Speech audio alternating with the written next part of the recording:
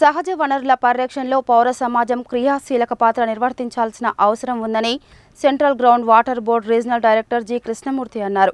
తెలంగాణ రాష్ట్రంలో సహజ సిద్ధమైన సవాళ్లతో పాటు హైదరాబాద్ వంటి జనసాంద్రత కలిగిన నగరాలు సహజ వనరులపై ఒత్తిడిని పెంచుతున్నాయని చెప్పారు.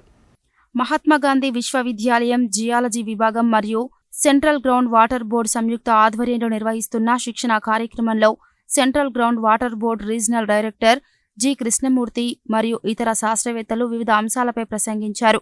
కృష్ణమూర్తి మాట్లాడుతూ వనరుల పరిరక్షణకు భారత ప్రభుత్వం 1986 నుండి అనేక చట్టాలకు రూపకల్పన చేసిందని, రాష్ట్రాలు సైతం అనేక చట్టాలను నిబంధనలు తీసుకువచ్చాయని తెలిపారు.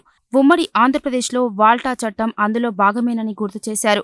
వనరుల పరిరక్షణకు అనేక వ్యవస్థలను సైతం ప్రభుత్వం రూపకల్పన చేసిన విషయాన్ని గుర్తు చేశారు. భూగర్భ జలాలపై స్పృహ కలిగిన పౌర సమాజం చట్టాలపై అవగాహనతో క్రియాశీలక పాత్ర పోషించాల్సిన అవసరం ఉందన్నారు. రెండవ రోజు శిక్షణ కార్యక్రమంలో భాగంగా భూగర్భ జలాల గుర్తింపు మరియు నిర్వహణ, వర్షపాతాల విశ్లేషణ, భూగర్భ జలాల అంచనా, నాణ్యతా ప్రమాణాలు మరియు పునఃస్థాపన, ఫ్లోరోసిస్ మరియు భూగర్భ జలాల నియంత్రణ చట్టంపై శాస్త్రవేత్తలు ప్రసంగించారు.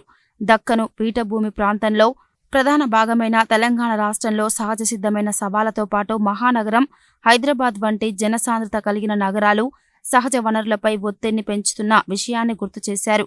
వర్షపాత సరళిలో సైతం తెలంగాణ వ్యాప్తంగా భిన్న పరిస్థితులు ఉన్నట్టు తెలిపారు. నల్గొండ జిల్లాలో వర్షపాత నమోదుకు అనేక కేంద్రాలు మరియు భూగర్భ జలాల పరిశీలనకు బోర్వెల్ మరియు డిగ్ వెల్స్ ఏర్పాటు అనంతరం భూగర్భ జలాల పరిశీలన, అంచనాకు శాస్త్రీయ పద్ధతులను వివరించారు. ఎలక్ట్రో రెసిస్టివిటీ, సోనోగ్రఫీ వంటి పద్ధతులను విశ్వాసంలోకి తీసుకోవాలని సూచిస్తూ తగు జాగ్రత్తలతో భూగర్భ జలాల అంచనా క్రమాన్ని విద్యార్థులకు వివరించారు. జియాలజీ విభాగపు ప్రతినిధులు మాట్లాడుతూ శుక్రవారం విద్యార్థులతో క్షేత్రస్థాయిలో భూగర్భ జలాల పరిశీలన, అంచనా ప్రయోగాలను చేయించనున్నట్టు తెలిపారు. ఈ కార్యక్రమంలో శాస్త్రవేత్తలు విఠల్, సుధీర్ కుమార్, యాదయ్య, రాణి, మొహంతా, రేష్మా, రాఘవేంద్ర, గౌతమ్, జియాలజీ విభాగం అధ్యాపకులు మధుసూదన్ రెడ్డి, ఆంజనేయులు, మచ్చేందర్, సుధాకర్, వెంకటేష్ తదితరులు పాల్గొన్నారు.